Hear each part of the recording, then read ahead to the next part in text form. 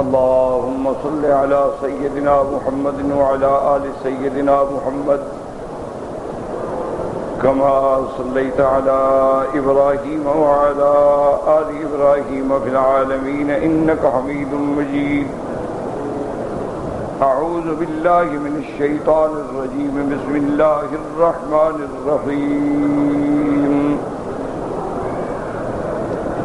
وآية لهم أنا حملنا ذريتهم في الفلك المشحون وخلقنا لهم من مثله ما يركبون وإن نشأ نغرقهم فلا صريخ لهم ولا هم ينقذون إلا رحمة منا ومتاعا إلى حين. وإذا قيل لهم اتقوا ما بين أيديكم وما خلفكم لعلكم ترحمون وما تأتيهم من آية من آيات ربهم إلا كانوا عنها معرضين. وإذا قيل لهم أنفقوا مما رزقكم الله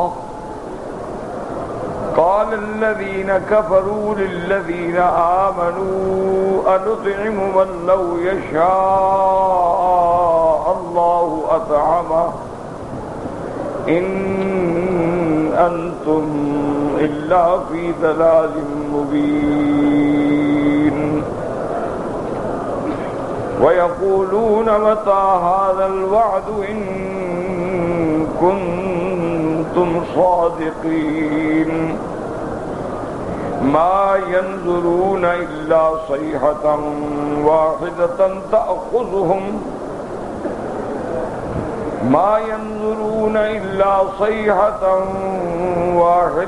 تأخذهم وهم يخصمون فلا يستطيعون توصية ولا إلى أهلهم يرجعون. اللہ تبارک و تعالی نے کلام مقدس کی ان آیات میں جو دلائل ہیں وہ اس بات معاد پر ہیں. جیسے اللہ نے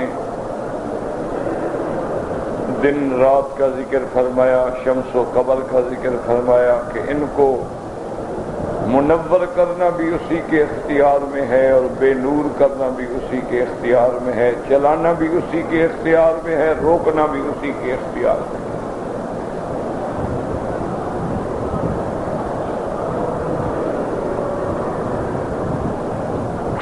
یہ لیل و نہار جو ہے ہمیں سبق دے رہی ہے کہ جو قدرت اس رات اور دن کے نظام کے بنانے اور چلانے پہ قادر ہے وہ اس عالم دنیا کو فنا کرنے پہ بھی قادر ہے اور اس کے بعد دوسرا عالم لانے پہ بھی قادر ہے. میں نے کئی دفعہ الحمدللہ اپنے دروس میں عرض کیا ہے کہ سب سے اہم مسائل جو ہیں نا جی وہ 3 مسائل. سارے قرآن میں نظر ڈالیں، سورۃ فاتحہ سے لے کر سورۃ الناس تک یہ بنیاد ہیں، بنیادی مسائل ہیں. اسی لیے ان کو علماء کہتے ہیں الاصول الثلاثہ. یہ 3 اصول ہیں جن میں کوئی تبدیلی نہیں. اور اسی کو بعض مصطلحات علماء میں یہ بھی کہا جاتا ہے الایمان بالثلاثیات، ان 3 چیزوں پر ایمان لانا. اور یہ ایسے بنیادی مسئلے ہیں کہ حضرت نوح علیہ السلام سے لے کر قیامت تک ایک مسئلہ ہے، کوئی تبدیلی نہیں، کوئی رد و بدل نہیں، کوئی نسخ منسوخ نہیں، کوئی کمی زیادتی نہیں، ایک ہی مسئلہ. اور 3 مسائل میں پہلا مسئلہ کیا ہے؟ توحید. اس کو علماء توحید بھی کہہ دیتے ہیں، الہیات بھی کہہ دیتے ہیں، مسئلہ الہ بھی کہہ دیتے ہیں. یہ مصطلحات ہوتی ہیں علماء کی سمجھانے کے لیے، منع وہی ہے کہ توحید کا مسئلہ ہے۔ اب توحید کو سمجھانے کے لیے پھر علماء نے فرمایا کہ یہ توحید ربوبیت ہے، یہ اس پر دلائل ہیں، یہ توحید الوہیت ہے، اس پر دلائل ہیں، یہ توحید فی الاسماء والصفات ہے، اس پر دلائل ہیں، یہ توحید فی الافعال ہے، اس پر دلائل، یہ سب ہمارے سمجھانے کے لیے، اصل بات توحید۔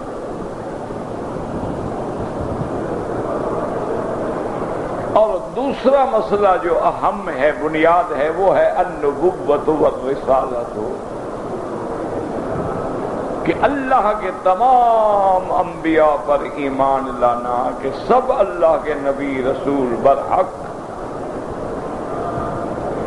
لا نفرق بین احد من رسلہ، ہم تفریق نہیں کرتے کہ کسی پہ ایمان لائیں اور کسی پہ نہ لائیں، حضور کو تو مانے لیکن عیسیٰ علیہ السلام کو نہ مانے، سرکار دو عالم پر ایمان لائیں لیکن موسیٰ علیہ السلام کو نہ مانے، ہم سب انبیاء برحق۔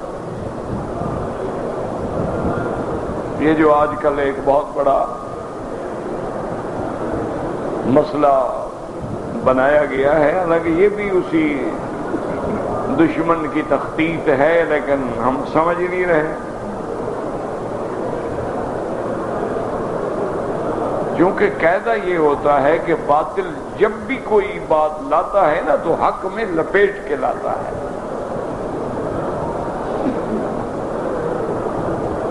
اس لیے حضرت محمد علی جلندری رحمت اللہ علیہ، جو بہت بڑے عالم، بہت بڑے بزرگ، ختم نبوت کے بہت بڑے مجاہد، اللہ ان کی قبر پہ کروڑوں رحمتیں فرمائے، میں نے ان کی زیارت کی ہے، مجھے ملنے کا بھی الحمدللہ شرف ہے، بڑا سادہ طبیعت انسان تھے، یعنی عام آدمی اگر دیکھے تو وہ یہ فیصلہ نہیں کر سکتا تھا کہ یہ جلندری صاحب ہوں گے۔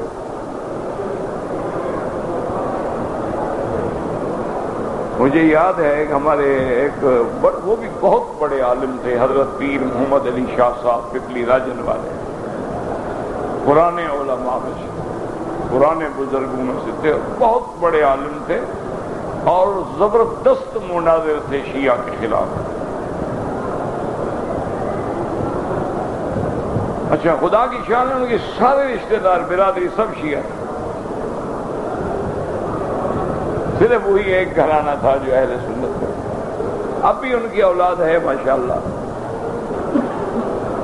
تو وہ اپنے ہاں 3 روزہ کانفرنس کرتے تھے، بہت بڑی کانفرنس ہوتی تھی، خود بہت بڑے عالم تھے، اکثر کے استاد تھے، جس کو بلاتے ہر کسی نے جانا تھا، بلکہ شرف ہوتا تھا کہ ہمیں بلا لیں۔ اور میں تو خیر اب بھی کچھ نہیں، اور اس وقت بھی بالکل کچھ نہیں تھا، لیکن والد صاحب کا احترام کرتے ہوئے لوگ بلا لیتے۔ مجھے یاد ہے کہ ہم جا رہے تھے سما سٹا اسٹیشن پہ اتر کے پھر ایک نہر کے کنارے جانا ہوتا تھا، اور نہر کے کنارے ہی وہ پپلی راجن کا مدرسہ تھا۔ ہم سائیکل پہ جاتے تھے، کہاں گاڑیاں اور کاریں اور جیپیں اور موڑی ہے، تو تصور ہی نہیں تھا، وہ سائیکل کے پیچھے سرانا باندھا، مولوی صاحب کو بٹھا دیا، احترام ہو گیا۔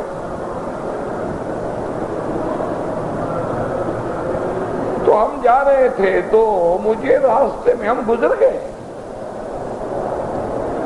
تو مجھے شبہ ہوا، وہ احمد دین نے ایک تھا، میرے خیال اللہ عالم زندہ ہے، جو ہمارے سائیکل چلا رہا تھا، میں نے اس سے کہا، میں نے کہا احمد دین یہ پیچھے حضرت جلندری تو نہیں آ رہے ہیں؟ اس نے کہا جی ہم چونکہ 2-3 سائیکل والے تھے نا، ضد میں ہم بھگا رہے تھے تو ہم نے خیال نہیں کیا، ہم نے کہا یار جلندری صاحب تھے، میں کہا سائیکل روکو اور پیچھے چلو۔ پیچھے آئے تو حضرت جلندری صاحب ہاتھ میں ایک چھوٹا سا ٹفن تھا اور پیدل چلو۔ السلام علیکم کہ حضرت پیدل؟ حالانکہ بھی ہاں بھائی جلسے پہ آنے کا وعدہ کر لیا تھا، سما سٹا اسٹیشن پہ اترا تو کوئی لینے والا نہیں تھا، اب میں نے کہا کہ واپس جاتا ہوں تو قیامت میں خدا کو کیا جواب دوں گا کہ وعدہ تو میں نے کیا تھا جلسے پہ جانے کا. میں نے کہا چلو پیدل چل پڑتے ہیں, پہنچ گئے تو ٹھیک ہے, ورنہ جو میری طاقت میں ہے میں نے وعدہ پورا کیا نا. تو راستہ پوچھتے پوچھتے چل پڑا. بس جلسے پہ جا رہا ہوں, حضرت یہاں سے تو 8 میل دور ہے ابھی. ہم نے خیر بہرحال ایک آدمی کو آگے بٹھایا, حضرت کے لیے ایک سائیکل خالی کیا, پیچھے حضرت کو سائیکل پہ بٹھایا, ساتھ جلسے میں لے آئے. یعنی اتنا سادہ آدمی.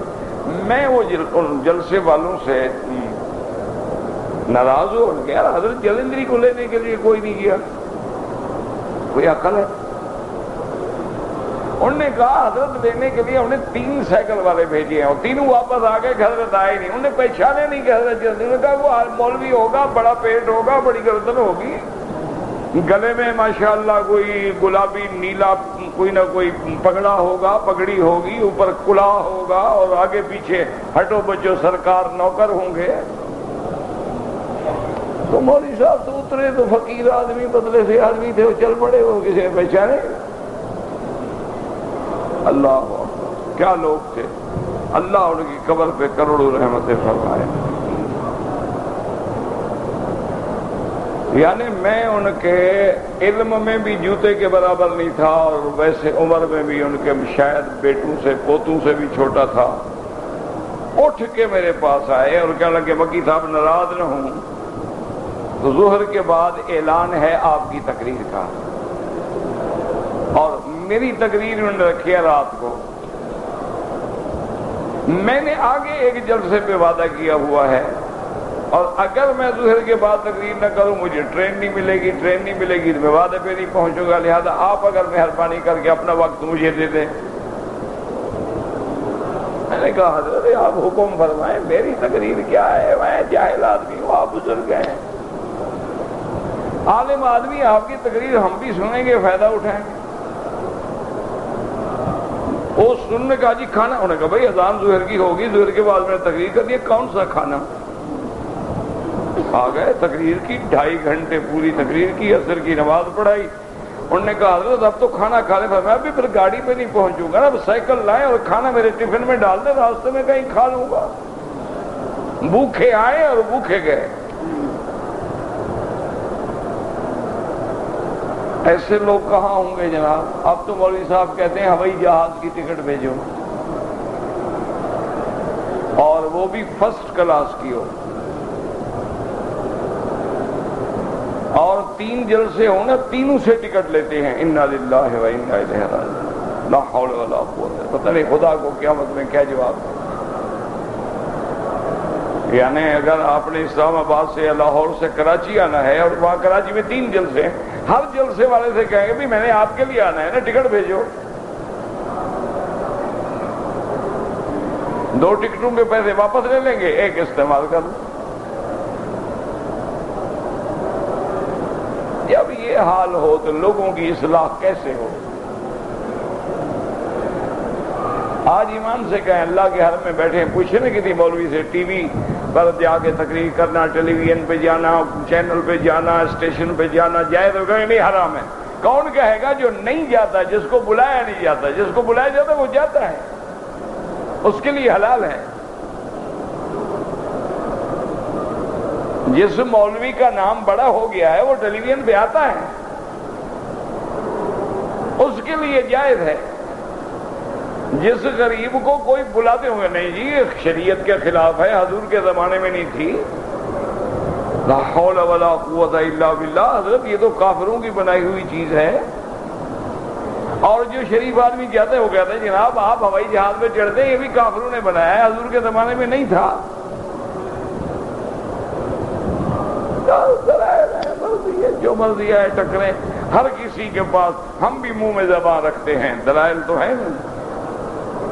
اب بریلویوں سے بات کریں, دلائل ان کے پاس بھی ہیں. شیعہ سے بات کریں, دلائل ان کے پاس بھی ہیں. خارجیوں سے بات کریں, دلائل ان کے پاس بھی ہیں. نواسب سے بات کریں, دلائل ان کے پاس بھی ہیں. قادیانیوں سے بات کریں, دلائل ان کے پاس بھی ہیں. دلائل کس کے پاس نہیں ہوتے. لیکن دلائل حق اور دلائل باطلہ میں بھی آسمان اور زمین کا فرق ہوتا. تو اس لیے حضرت جلندری رحمت اللہ علیہ فرماتے تھے، وہ پنجابی میں زیادہ تقریر فرماتے کہ جی کوئی آدمی دودھ لینے کے لیے دکاندار کے پاس جائے کہ بھائی 1 کلو دودھ دے دو، وہ کہے جی 20 روپے کلو ہے، لیکن شرط یہ ہے کہ ساتھ 1 پاؤ پانی بھی خریدو گے، اس کے بھی پیسے دو گے. پھر بات ہے کون بے وقوف ہے جو خریدے گا؟ کہے گا بدبخت دودھ تو کے پیسے دوں، پانی کے کیوں دوں؟ پانی میں راستے میں نلکے سے بھر لوں گا. لیکن اگر اسی پانی کو دودھ میں ملا دے تو پھر ہر کوئی خرید کے لے آتا ہے. تو باطل بھی ہمیشہ حق کے اندر پردے میں باطل کو چھپاتا ہے. کبھی باطل کو خود اکیلا نہیں پیش کر سکتا، اگر اکیلا پیش کرے تو مر جائے. حق کے لبادے میں اوڑھ کے لوگوں کو دھوکہ دیتا ہے.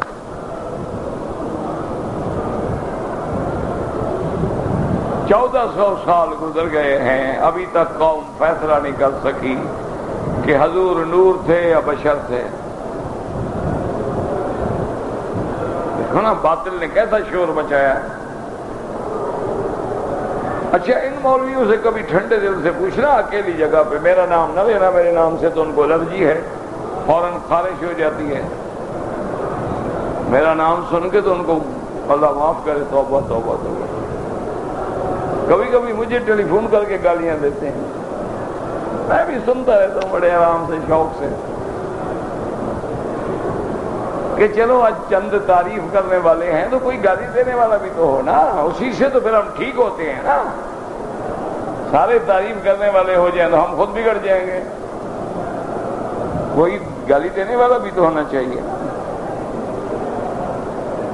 تو اصولی سی بات یاد رکھیں کہ ایک بات ان سے پوچھیں نے کہا جی حضور پاک کے زمانہ مبارک کو ہو گئے 1428 سال. 1200 سال تک یعنی حضور کی پیدائش بعثت سے لے کر 12 صدیوں میں کہیں نور بشر کے مسئلے پہ مناظرہ ہوا. کبھی صحابہ میں بھی جھگڑا ہوا کہ نور ہیں یا بشر ہیں، کبھی تابعین میں بھی جھگڑا ہوا کہ نور ہیں یا بشر ہیں، کبھی محدثین میں بھی جھگڑا ہوا کہ ایک محدث کہتا ہے نور ہیں، ایک کہتا ہے بشر ہیں. کبھی فقہا ائمہ اربع، امام ابو حنیفہ، امام شافعی، امام مالک، امام احمد بن حنبل، ائمہ اربع میں جھگڑا ہوا ہو کہ ایک امام کہے نور ہیں، ایک کہے بشر ہیں. تو آخر یہ ساری بلائیں ہمارے ملک میں کیوں آئیں؟ یاد رکھو وجہ یہ تھی کہ 250 سال تک انگریز نے حکومت کی.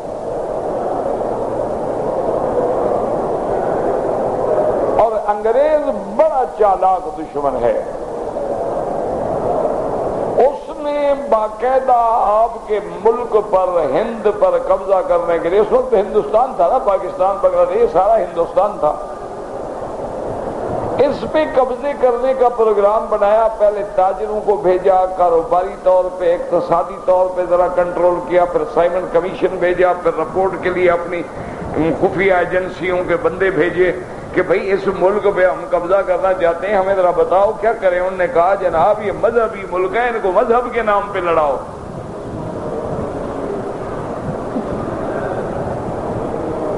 اب انہوں نے لڑایا، انہوں نے مولوی خریدے، انہوں نے پیر خریدے، بڑے بڑے مخدوم خریدے، بڑے بڑے راجے مہاراجے نواب خریدے. ان کو دولت، پیسہ، سرکاری اعزاز، پروٹوکول، ان کے لیے جاگیریں، ان کے لیے جناب وائسرائے کے ساتھ کھانے، اور بڑا کھانا اور درمیانہ کھانا اور چھوٹا کھانا، ڈنر اور لنچ پہ دعوتیں دی گئیں. ان کے ذریعے پھر بندے پیدا کیے گئے کہ بھی تم یار مہربانی کرو، کوئی مسئلہ نیا پیدا کرو نا.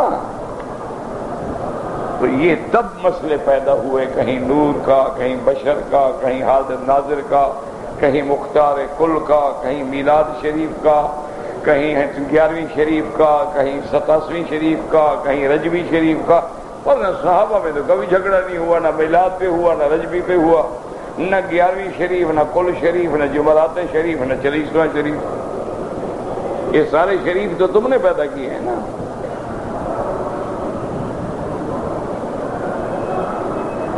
لڑائی کا مسئلہ نہیں، اللہ نے عقل دیا ہے نا۔ چھوڑو کہ مولوی مکی کہہ رہا ہے، مولوی مکی چھوڑو کہ اٹک ایک آدمی ہے، تمہیں بھی تو اللہ نے عقل دیا ہے نا۔ ایمان سے کہیں بھی آخر بی بی خدیجہ حضور کی زندگی میں فوت ہوئی کہ بعد میں؟ حضور کے بیٹے آپ کی زندگی میں فوت ہوئے، حضور کی بیٹیاں ماسوا بی بی فاطمہ بعد میں فوت ہوئی۔ بیٹیاں حضور کی زندگی تو حضور نے کل کی ہے۔ 7 جمعرات ہیں، 40واں۔ اچھا، حضور نے اپنے ابا دادا حضرت ابراہیم حضرت اسماعیل کا عرس شریف منایا، تو تم کہاں سے لے کے آ گئے ہو؟ ایک معمولی سی بات ہے، اللہ نے عقل دیا ہے، عقل سے فیصلہ کرو۔ اس میں لڑائی جھگڑے کی کیا بات ہے بھائی؟ لڑائی جھگڑا سر پھٹول تو جاہل کرتا ہے نا۔ اللہ نے تمہیں عقل دیا ہے۔ بھی حضور کی زندگی میں بیویاں فوت ہوئی، حضور نے خود جنازے پڑھے ہیں اپنی بیٹیوں کے۔ بھئی حضور نے جنازے کے بعد کھڑے ہو کے دعا مانگی ہے، ٹھیک ہے، کوئی جھگڑا نہیں مانگی ہے تو بدعت ہے۔ حضور کا مؤذن حضرت بلال ہے، ابھی معذورہ ہے، عبداللہ ابن ام مکتوم ہے، یہ 3 مؤذن ہیں حضور کے۔ انہوں نے اگر اذان سے پہلے صلاۃ و سلام پڑھا ہے، ٹھیک ہے، کوئی جھگڑا نہیں، ہم پڑھنے کے لیے تیار ہیں۔ اگر انہوں نے نہیں پڑھا ہے تو پھر بدعت ہے۔ یہ تو کوئی مسئلہ ہی نہیں، کوئی جھگڑے والا مسئلہ ہی نہیں ہے۔ یہ تو بالکل جھگڑے کا مسئلہ ہے ہی نہیں۔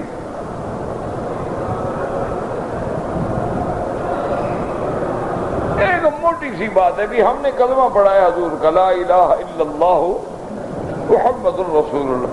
حضرت موسیٰ کی شریعت برحق، عیسیٰ علیہ السلام کی شریعت برحق، لیکن ہم عمل کریں گے کس شریعت پہ؟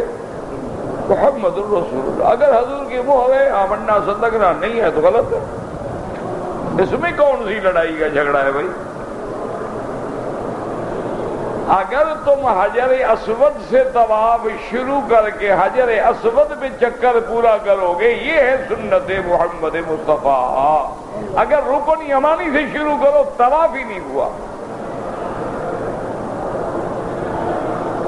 حجر اسود سے ایک قدم آگے جا کے نیت کرو، طواف ہی نہیں ہوا، باطل ہو گیا۔ اسی جگہ کھڑا ہونا پڑے گا، اسی جگہ شروع کرنا ہوگا جہاں سے میرے مدنی پاک نے شروع کیا۔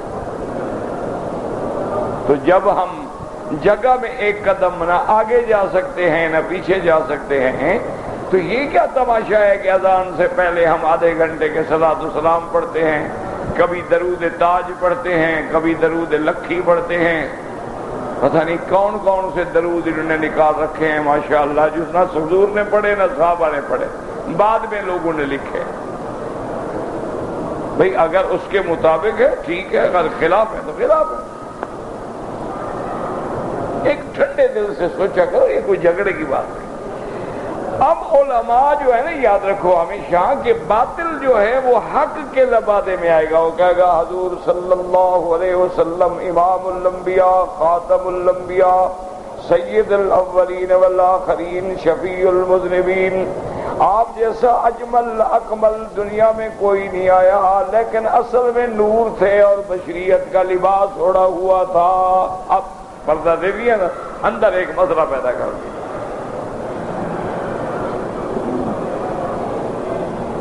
اس نے کہا جب بندہ مرتا ہے قبر میں سوال ہوتا ہے، من ربک ما دینک ما تقول فی حق ھذا الرجل۔ انہوں نے کہا کہ جناب اللہ تمہارا رب کون ہے، دین کیا ہے، اس بندے کے بارے میں کیا کہتے ہو؟ انہوں نے کہا اس سے مراد حضور ہے، اور ھذا للقریب ہے، ھذا کا اشارہ قریب کے لیے ہوتا ہے، یہ دلالت کر رہا ہے کہ محمد مصطفیٰ قبر میں موجود ہیں۔ اچھا ایک دن میں کم از کم ساری دنیا میں 1,00,000 بندہ تو مرتا ہوگا نا؟ ہاں جی، اگر حضور ہر قبر میں ہے تو کتنے نبی ہو گئے؟ نہیں، تھوڑا عقل خدا نے دیا ہے کہ نہیں دیا ہے؟ بھئی 1,00,000 قبر میں ایک وقت میں جانا ہے تو کیا 1,00,000 نبی ہے یا ایک جگہ نبی ہے باقی جگہ فوٹو ہے؟ کوئی عقل کرو۔ صرف ہادہ سے لڑ پڑے ہو بس کہ ہادہ قریب کے لیے ہوتا ہے، ذالکہ بعید کے لیے ہوتا ہے۔ اللہ کہتے ذالک الکتاب، کتاب تو سامنے اتر چکی ہے، نازل ہو چکی ہے، لیکن اشارہ بعید کا ہے۔ یاد رکھو کبھی اس لیے ہوتا ہے کہ وہ شان ایسی ہے کہ نام لینے سے فوراً دماغ میں آ جاتی ہے۔ دوسری حدیث اس کی تفسیر بیان کرتی ہے، ما تقول فی حق ھذا الرجل الذی بعث فیکم، تم اس بندے کے بارے میں کیا عقیدہ رکھتے ہو جس کو اللہ نے نبی بنا کے تمہاری طرف بھیجا تھا؟ یہ نہیں کہ سامنے بیٹھے ہیں۔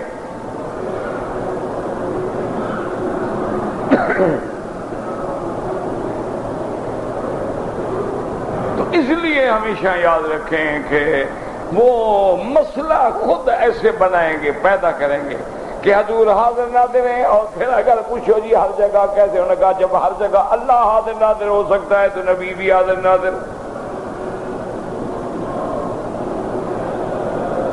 اللہ خالق ہے، نبی مخلوق ہے، کیا مطلب؟ نا آپ کو کیا خیال ہے اللہ میاں کو بھی حج پڑھنا پڑے گا؟ اللہ پر حج فرض ہے، کیوں؟ وہ خالق ہے۔ فرض کس پہ ہے؟ مخلوق پہ ہے، اور مخلوق اگر ہر جگہ حاضر ناظر ہے تو پھر احرام باندھ کے مدینے سے مکے آنے کی ضرورت ہی کیا تھی؟ حضور تو ہر جگہ موجود تھے، پھر منی عرفات جانے کی کیا ضرورت تھی؟ اچھا اگر حضور ہر جگہ موجود ہے پھر معراج کا کیا مطلب؟ اگر حضور ہر جگہ موجود ہے تو ہجرت کا کیا مطلب؟ محبت کا نام دے کر ایک جھوٹا مسئلہ بنا کے محمد مدنی کے پورے دین کو ختم کر ڈالا۔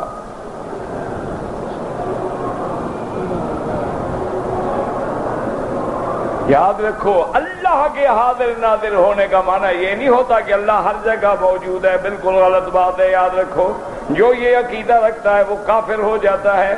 اللہ کے حاضر ناظر ہونے کا معنی یہ ہے وَهُوَ مَعَكُمْ أَيْنَمَا كُنْتُمْ، وہ تمہارے ساتھ ہے تم جہاں بھی ہو۔ اس کا معنی قرآن نے دوسری جگہ خود سمجھا دیا ہے۔ یاد رکھو قرآن خود اپنا ترجمہ سمجھاتا ہے۔ اللہ نے فرمایا اذهبا إلى فرعون إنه طغى، اللہ نے حکم دیا موسیٰ علیہ السلام ہارون تم دونوں جاؤ فرعون کے پاس، جا کے دعوت توحید دو، کیونکہ میرا نظام ہے میں جب تک دعوت نہ دوں، نبی نہ بھیجوں، رسول نہ بھیجوں، قاصد نہ بھیجوں، اس وقت تک میں کسی کو عذاب نہیں دیتا۔ ورنہ اللہ تو جانتے ہیں کہ فرعون نہیں مانے گا، نہ اسلام لائے گا، لیکن اللہ اپنے نظام کو پورا کرنے کے لیے بھیجتے ہیں۔ موسیٰ علیہ السلام نے کہا اللہ میاں میں جاتا تو ہوں، آپ کا حکم ہے بالکل حاضر، لیکن مجھے ڈر ہے، اننی اخاف ان یفرط علینا او یطغی، حضور میرا مالک رحم کریں، میں جا تو رہا ہوں لیکن وہ فرعون بدبخت ہے، ان کا بندہ اتفاق سے میرے ہاتھ سے مر گیا تھا، پرانی FIR پڑی ہوئی ہے۔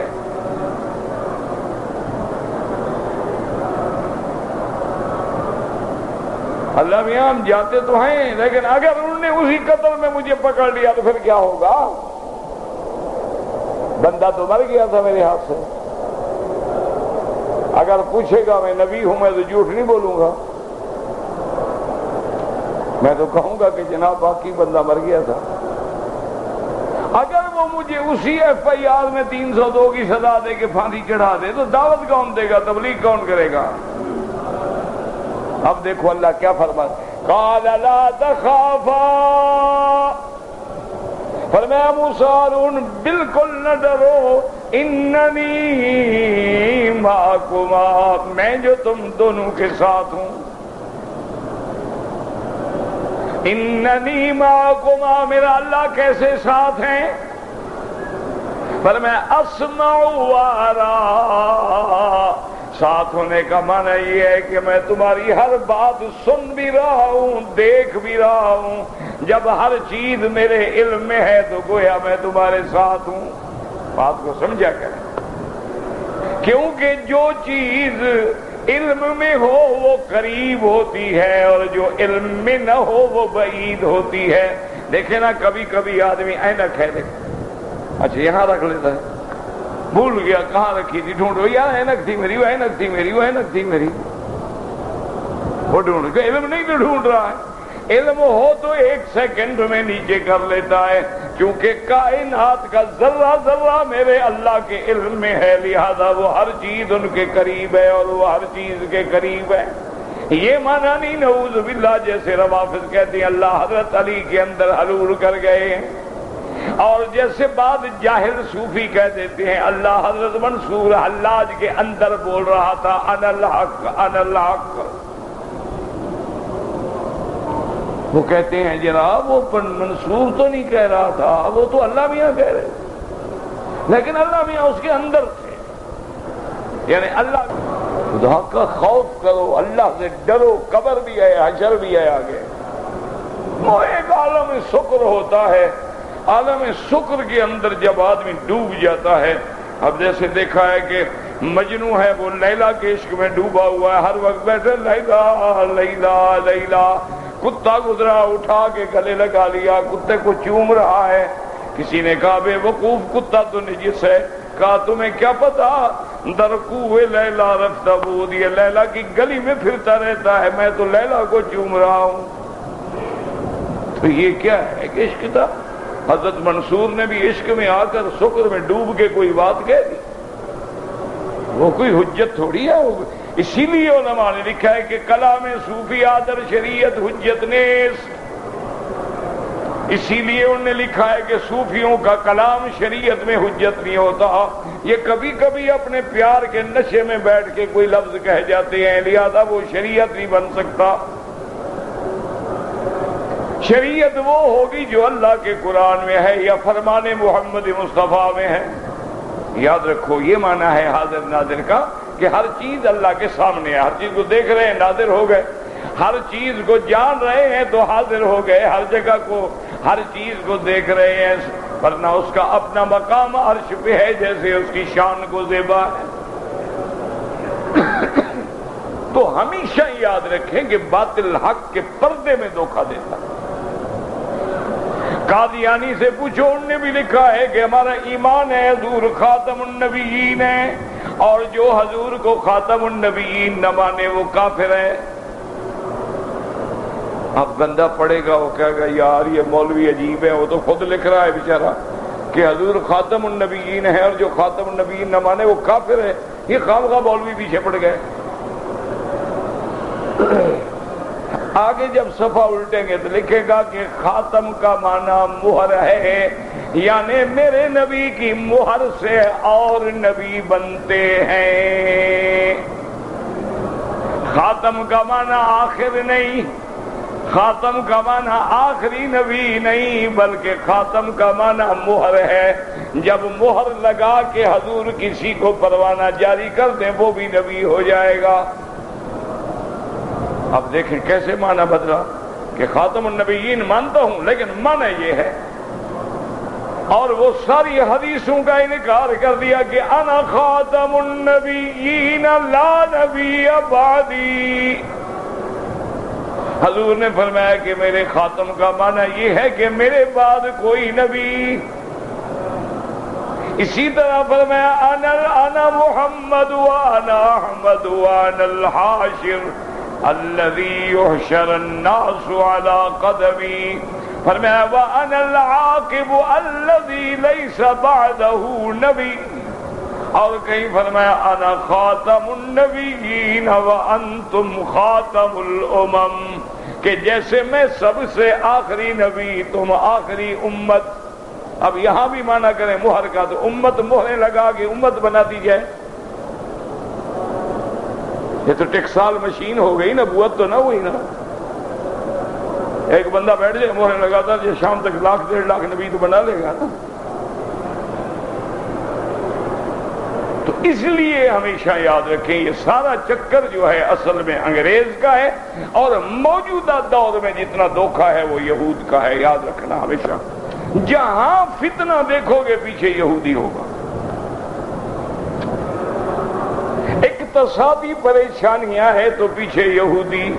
سونا مہنگا ہو جائے یہودی، سستا ہو جائے پیچھے یہودی، ڈالر چڑھ جائے یہودی، یورو گر جائے یہودی، یا مہنگا ہو جائے پیچھے یہودی، چونکہ لیور آف اکانومی ان کے ہاتھ میں ہے. وہ جس ملک کو مار دینا چاہتے ہیں نا جی، اچھا ین کو بڑھا دیا تو بہت پیسہ مہنگا ہو گیا، لوگ تو خوش ہو گئے جی پیسہ بڑا مہنگا ہو گیا. انہوں نے مار دی کہ یہ پیسہ مہنگا ہو گیا تو اس کے ملک کی بنی ہوئی ہر چیز مہنگی ہو گئی. اب کون خریدے؟ جو کار 20,000 میں ملتی تھی 50,000 کی ہو گئی.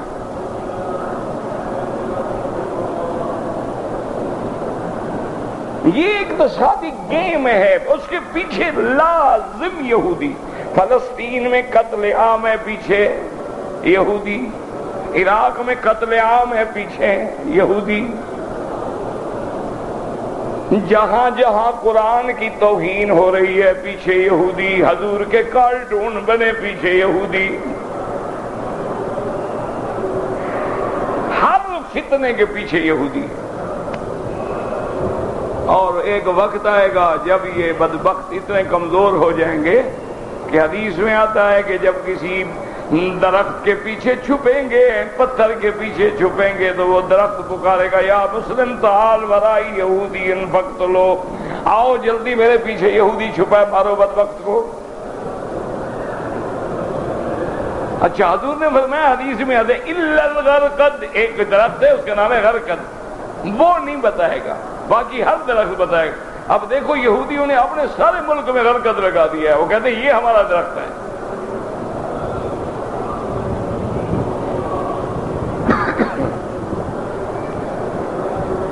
اس لیے اب انہوں نے ایک نیا مسئلہ پیدا کیا. انہوں نے کہا جی دیکھو نا، بات یہ ہے کہ مسلمان بھی اللہ کو مانتے ہیں، رسول مانتے ہیں، قیامت مانتے ہیں، اور جناب ہم بھی تو اللہ کو مانتے ہیں، نبی مانتے ہیں، قیامت مانتے ہیں. یار نصارہ بھی اللہ کو مانتے ہیں، نبی مانتے ہیں، قیامت مانتے ہیں، اور یار جھگڑا کیوں کرتے ہو؟ یہ ہندو ہیں بیچارے، یہ بھی تو نرک درخ جنت جہنم یہ بھی تو مانتے ہیں نا، یہ بھی تو بھگوان مانتے ہیں نا. یہ تو شکلیں ہیں نا، کہ اصل بھگوان تو بھگوان ہے نا، یہ تو اوتار تھے، ان کی شکلیں بنا کے انہیں دیوی دیوتا بنا دی، ورنہ وہ کہتے ہیں ہم بھی تو بھگوان کو پکارتے ہیں نا.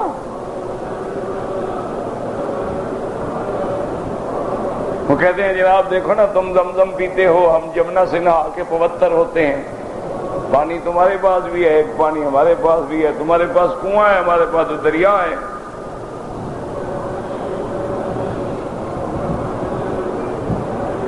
یاد رکھو وجہ کیا. اچھا سکھوں سے پوچھو گے جناب آپ ہونے کا کمال ہے جی، گرو نانک تو حج پہ گیا تھا حضرت، اور تو مکے مدینے بھی گیا تھا، ہم تو آپ ایک ہیں، جھگڑا ہی کوئی نہیں. پھر ہم کوئی بت بھی نہیں پوجتے، ہاں جی ہم تو گرو نانک کی تعلیمات میں چلنے والے لوگ ہیں، اور ہمارے گرو نے تو حضور محمد مصطفیٰ کی شان میں قصیدہ کہا ہے، شعر لکھے ہیں.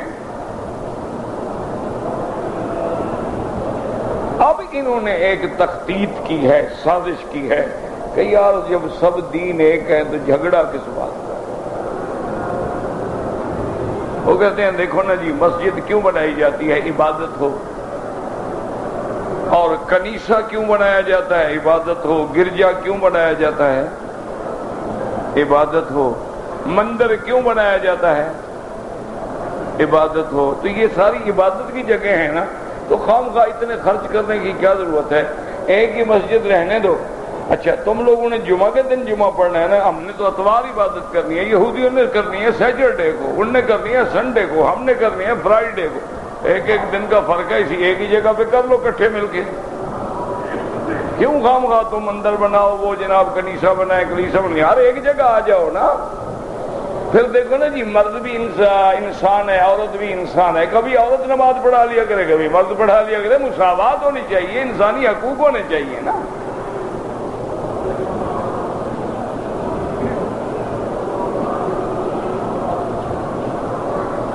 اللہ اکبر، اللہ اکبر، اللہ۔ یاد رکھو، اللہ کے کعبے میں بیٹھ کے میں دعوت دیتا ہوں کہ بالکل تم ٹھیک کہتے ہو، لیکن ہم حضرت موسیٰ کو بھی نبی مانتے ہیں، رسول مانتے ہیں، اولو العزم من الرسل مانتے ہیں۔ ہم حضرت عیسیٰ علیہ السلام کو بھی رسول، کلمۃ اللہ، روح اللہ، آیت اللہ مانتے ہیں۔ تم ہمارے نبی کا اقرار کر لو، جھگڑا ختم۔ جھگڑا تو تم نے پیدا کیا ہوا ہے، ہم نے تو نہیں پیدا کیا ہوا ہے نا، ہم تو مانتے ہیں۔ تم ہمارے نبی کی نبوت کا اقرار کر لو، بس کٹھے ہو گئے، جھگڑا ختم ہو گیا۔ اچھا، باقی رہے گی بات بھی شریعت پہ عمل کریں۔ تم اصلی تورات لے آؤ، ہم ماننے کے لیے تیار ہیں۔ تم اصلی انجیل لے آؤ، ہم ماننے کے لیے تیار ہیں۔ تم تو کہتے ہو 4 انجیل ہیں، ایک لوکا کا ہے، ایک مکوکس کا ہے، ایک یوحنا کا ہے، اور کوئی کہتا ہے یہ غلط ہے، وہ کہتا ہے یہ غلط ہے، وہ کہتا ہے یہ غلط ہے، میرے والا صحیح ہے۔ ہم کہتے ہیں تم 4 سچ کہتے ہو۔ کہتے ہیں نا وہ غلط ہے، تم بھی سچے ہو، کہتے ہیں یہ غلط ہے، تم بھی سچے، تم 4 سچے ہو کہ سارے جو غلط ہیں؟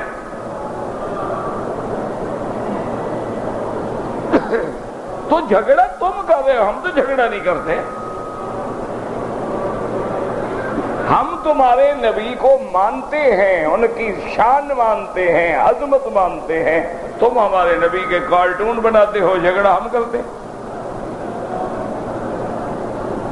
ہم کتاب تورات کو اللہ کی کتاب مانتے ہیں، تم قرآن پاک کو اپنی گندی عورتوں کو دیتے ہو کہ اس کے برقوں کے ساتھ اپنے حیض کا خون صاف کریں۔ تم قرآن شریف کو فٹ میٹ پہ لکھوا کے حمام کے دروازوں پہ ڈالتے ہو کہ پہلے قرآن کے اوپر گزرو اور پھر حمام میں جاؤ۔ تو جھگڑا تم کر رہے ہو، ہم کر رہے ہیں؟ ہم تو نہیں کر رہے، ہم نے تو کبھی تورات لکھ کے اوپر پاؤں نہیں رکھا۔ ہم نے تو کبھی چلو وہی یعنی محرف انجیل ہے۔ میرے مدنی سرکار جب بیٹھے تھے مدارس یہود میں، جب تورات لائی گئی، حضور کے لیے پہلے انہوں نے گدا سرانہ رکھا تھا، حضور سرانے پہ بیٹھے تھے۔ جب تورات آئی، حضور سرانے سے اتر گئے، سرانہ آگے رکھا اور تورات کو سرانے پہ رکھا۔ تو ہم تو اس کتاب کی جاننے کے باوجود کی کتاب بدل گئی ہے، اس کے باوجود احترام کر رہے ہیں، تو جھگڑا مسلمان کیسے کرتا ہے؟ تو یاد رکھیں، یہ ایک فتنہ ہے، ایک سازش ہے، ایک نئے جال نیا نے جال لائے ہیں، پرانے شکاری پرانے ہیں، جال نیا ہے۔ آئیے بالکل اسی طرح ہے۔ انہوں نے کہا کہ جناب بالکل ہمارا قرآن پہ ایمان ہے، قرآن شریف میں آتا ہے کہ حرم علیکم الخمر، خمر حرام ہے۔ ہم تو وسکی پیتے ہیں جناب، خمر تھوڑا پیتے ہیں ہم تو جناب خمر کا، ہم تو شیمپین پی رہے ہیں، وسکی پی رہے ہیں، برانڈی پی رہے ہیں، خمر کہاں ہے؟ انگور سے جو نکالا جائے یا کچھ وہ حرام ہے، وہ ہم بھی نہیں پیتے۔ یہ بات مانتے ہو اور اسی نبی کی یہ بات نہیں مانتے ہو کہ کل مسکر حرام، ہر نشہ آور چیز حرام ہے۔ قلیلہ و کثیرہ سوا، تھوڑا ہو یا زیادہ ہو، قطرہ بھی حرام، گلاس بھی حرام۔ انگور سے نکلے یا سیب سے نکلے یا کیکر سے نکلے یا گڑ سے نکلے، جب سکر آ گیا حرام۔ اور جب چیز حرام ہے تو بیچنا بھی حرام، خریدنا بھی حرام۔ ثمن الحرام حرام، حرام چیز کا پیسہ بھی حرام۔ اگر مانتے ہو تو پھر ہمارے نبی کی ہر بات مانو، یہ دنیا آدھی مانو آدھی نہ مانو۔ اس لیے یاد رکھو یہ 3 مسئلے بڑے اہم ہیں، توحید، نبوت، اور سب سے بڑا اہم مسئلہ ہے معاد۔ اس لیے سارے قرآن میں زیادہ زور جو ہے وہ قیامت پہ، کیونکہ یہ مسئلہ انتہائی اہم بھی ہے اور مشکل بھی ہے، کیونکہ اس کا تعلق عالم غیب سے ہے۔ جو چیز بندے نے نہ دیکھی ہو، بن دیکھنے ماننا جو ہے بڑا مشکل ہوتا ہے۔ ہاں اللہ ایمان دے دے تو پھر کوئی مشکل نہیں۔ واللہ اعلم۔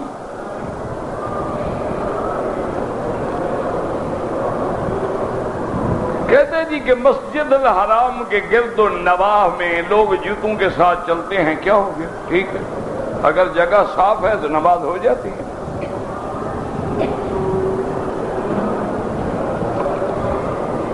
بھائی اصل دیکھنا ہے، میں جہاں نماز پڑھا ہوں جگہ صاف ہے، اس پہ پہلے کوئی جوتے سے چلا ہے، کوئی سویا ہے، کوئی لیٹا ہے، کیا فرق پڑتا؟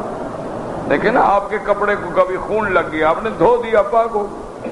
یہ تو 24 گھنٹے مشینیں لگی ہوئی ہیں، برش لگے ہوئے ہیں، ڈیٹول لگے ہوئے ہیں، دھل رہی ہے ہر چیز۔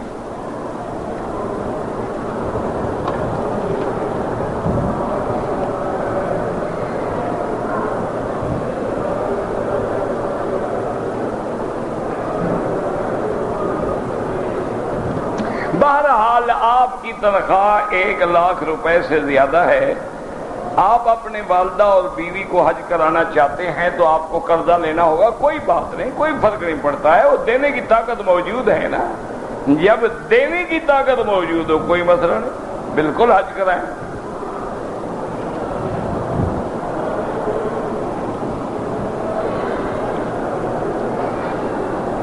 اگر حجر اسود پہ پہنچ کے آدمی اپنا رخ حجر اسود کی طرف کر کے بسم اللہ اللہ اکبر کہے، جائز ہے، کیونکہ اب طواف نہیں ہے، وقوف ہو گیا، کھڑا ہو گیا ہے نا، تو کھڑا ہوتے وقت سینہ کر سکتا ہے کعبے کی طرف، چلتے ہوئے نہ کرے۔ امام کے پیچھے سورۃ فاتحہ حنفی ہے نہ پڑھے، شافعی ہے پڑھا کرے۔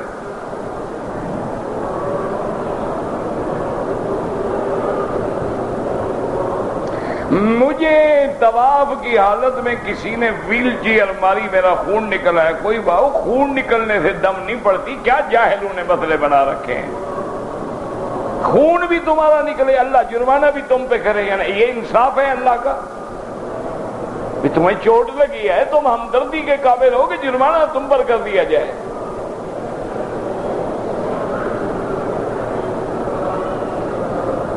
اگر وضو کرنے کے بعد بھی ہوا خارج ہوتی رہتی ہے، کنٹرول نہیں ہوتی، تو ہر نماز کے لیے نیا وضو کریں۔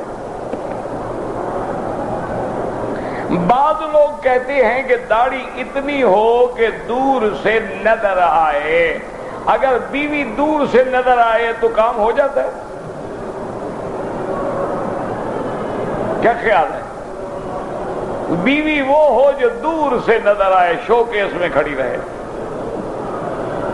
اللہ کے بندے، داڑھی ہماری کس کی سنت ہے؟ محمد مصطفیٰ، تو حضور نے داڑھی کیسے رکھی؟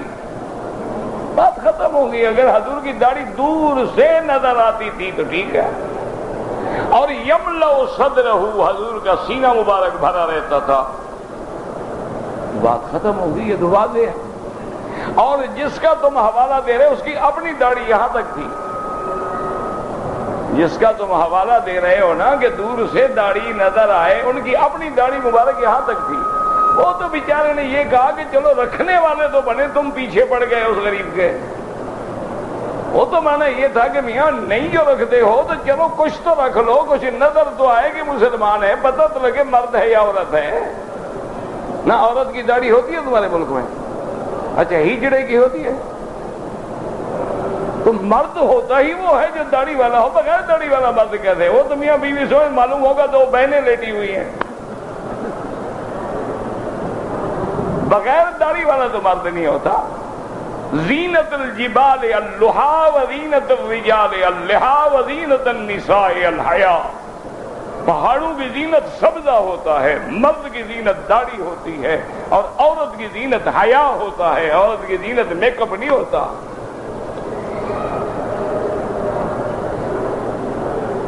بعض لوگ کہتے ہیں کہ مٹھی بھر، بہرحال مسئلہ ہو گیا، جتنی حضور کی تھی اتنی رکھو۔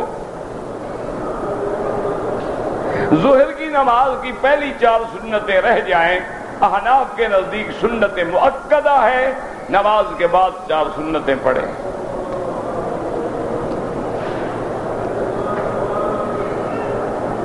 میرا بھائی معذور ہے، اللہ شفا عطا فرمائیں، پاؤں میں ویل لیا چیئر لگ جائے کچھ نہیں ہوتا. کیا بھائی حضور کی بیٹیوں کے لیے حضور کی بیوی عمرہ کریں؟ بالکل کریں. نفلی عبادت ہے، کرو. جس کے لیے دعا کرو گے اللہ ثواب دیں گے. اب ہمارے رشتہ دار جو فوت ہو گئے بالکل کریں. احرام کو بٹن لگاتے ہیں یا بکسوئے لگاتے ہیں بالکل حرام ہے، دم پڑ جاتی ہے. پھر تو سلائی ہو گئی نا. سلائی کپڑے سے کرو، لوہے کی تار سے کرو. مدینہ منورہ میں 40 نمازیں پڑھنا بہت بڑی فضیلت ہے. ضروری نہیں ایک نماز پڑھ کے آ جاؤ. 40 نمازیں پڑھو تو ایک حدیث میں آتا ہے کہ اللہ اس کو نفاق سے اور جہنم سے بری کر دیتے ہیں. جب اذان ظہر ہوتی ہے اس سے پہلے 10 منٹ زوال شروع ہو جاتا ہے.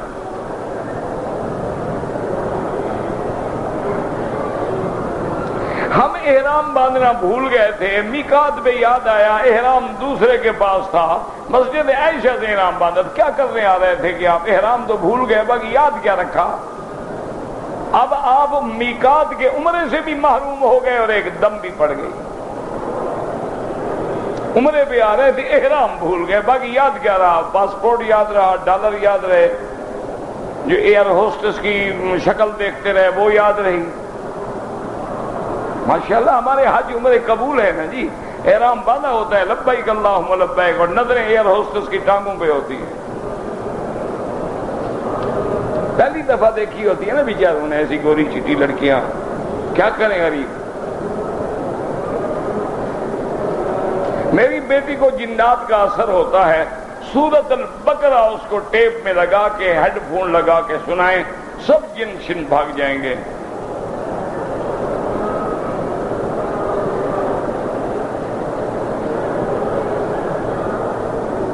بہرحال اگر کسی نے دوسری شادی کر لی ہے اور پہلی بیوی کا حق ادا نہیں کرتا تو قیامت میں ایسے اٹھے گا جیسے فالج زدہ ہو.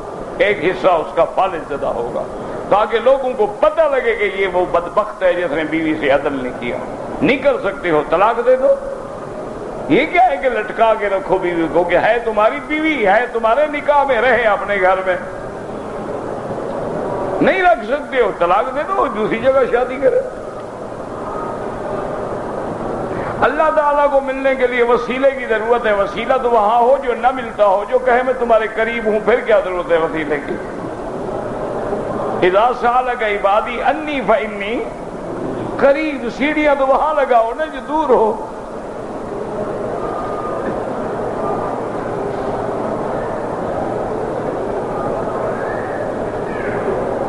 بہرحال آپ نے جب احرام باندھا تو عورت حیض میں تھی، نفل نہیں پڑا. بالکل ٹھیک کیا آپ نے.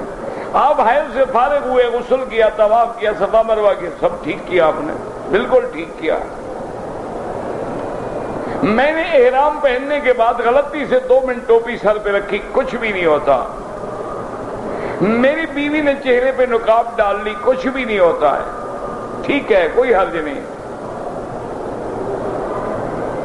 میرا ایک دوست ہے، ہاتھ اور بازو چہرہ دھوتا ہے، پاؤں نہیں دھوتا ہے، اس کا مسح کرتا ہے. مسح کرنا بالکل جائز ہے، لیکن اگر پاؤں موزے میں بند ہو اور جب پہنے وضو کر کے نیت مسح کی کر کے پہنے. یہ نہیں کہ جب چاہو ہاتھ پھیر لو.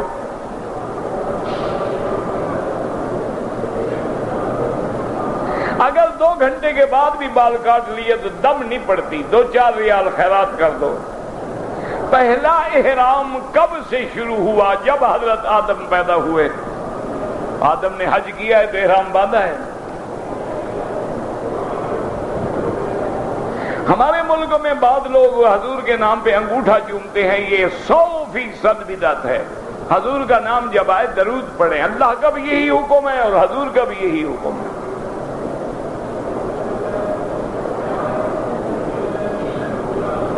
کہتے جی آپ ناراض ہو جاتے ہیں. جب سوال غلط ہوگا تو جواب بھی تو ایسے ہوگا نا. ناراض جو نہ ہو تو اس میں تو پھر حس غضب ختم ہو جائے نا. دونوں چیزیں ضروری ہیں. کبھی استاد ناراض ہو کے سمجھاتا ہے، کبھی پیار کر کے سمجھاتا ہے. جیسے شاگرد سمجھتا ہے اسی طرح سمجھ. کبھی تھپڑ بھی مار دیتا ہے.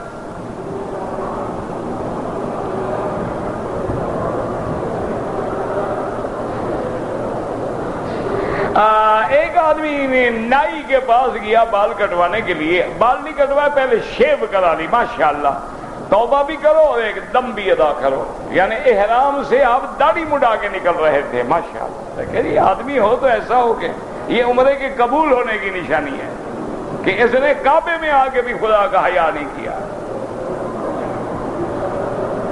محمد مدنی کے روضے پہ جا کر بھی شیو کرا کے جائے گا، نہ نبی کا حیا نہ خدا کا حیا، باقی بتاؤ مسلمان کہاں سے ہے وہ؟ او یار 2-4 دن ڈرامے کے طور پہ داڑھی رکھ لو،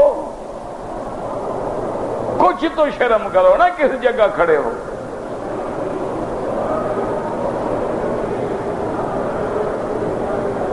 حضور کے نکاح تو 11 ہوئے تھے، لیکن وفات کے وقت آپ کی بیویاں 9 تھیں۔ اگر حالت احرام میں سوتے ہوئے آنکھوں پہ کپڑا ڈال لیا کچھ نہیں ہوتا، اگر ٹک لگائے تو دم پڑ گئی، بال مڈاؤ دم بھی دو۔ عصر کی نماز میں آپ امام کے پیچھے آخری رکعت میں کھڑے ہوئے، اب جب کھڑے ہوں گے تو پھر فاتحہ بھی پڑھیں گے، سورت بھی پڑھیں گے، پھر آخری 2 رکعتوں میں فاتحہ پڑھیں گے۔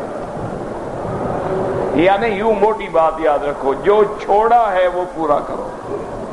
اب پہلی رکعت اگر ہوتی تو آپ کیا کرتے؟ فاتحہ بھی پڑھتے، سورت بھی پڑھتے، وہی آپ کی چھٹی ہے نا، وہ پوری کرو۔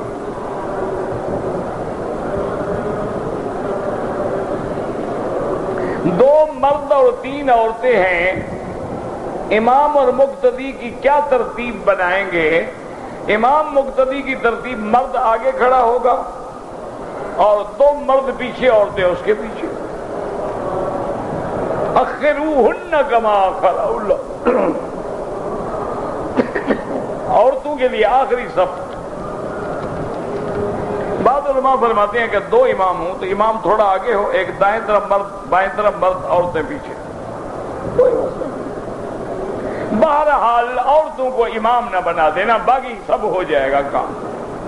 آج کل دور آ گیا نا ترقی کا، جب تو لیڈیز از فرسٹ، کہ عورتوں کے لیے پہلا نمبر ہوتا ہے نا، لیکن جب کنکریاں مارنے کا وقت ہے تو لیڈیز خامد کو پکڑاتی ہے، کنکریاں ہیں باپ مارنے، بھی لیڈیز از فرسٹ مارو نا تم، مرنے کا وقت ہے تو شوہر مرے۔ یہ بڑی چلاک ہوتی ہے جی، اللہ کی رحمت سے، اس کو پتا ہے مجھے دوسرا شوہر مل جائے گا، یہ مرتا ہے تو مر جائے، پھر روتے ہوئے جائیں گے سبحان اللہ میرا شوہر کیا نصیب والا تھا، مکے مدینے موت آئی، اور آتے ہوئے میری بھی عدت گزر چکی ہے، لہذا کوئی اور ہو تو تیار ہوں میں۔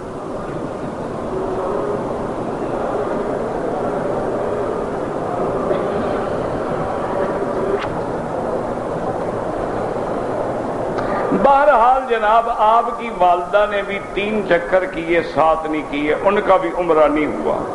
آپ کی بیوی نے بھی صفا شروع کی سبز بتی سے، اس کی بھی صفا نہیں ہوئی، ماشاءاللہ۔ دوبارہ عمرہ کریں ورنہ ایک ایک دم بھی ادا کریں۔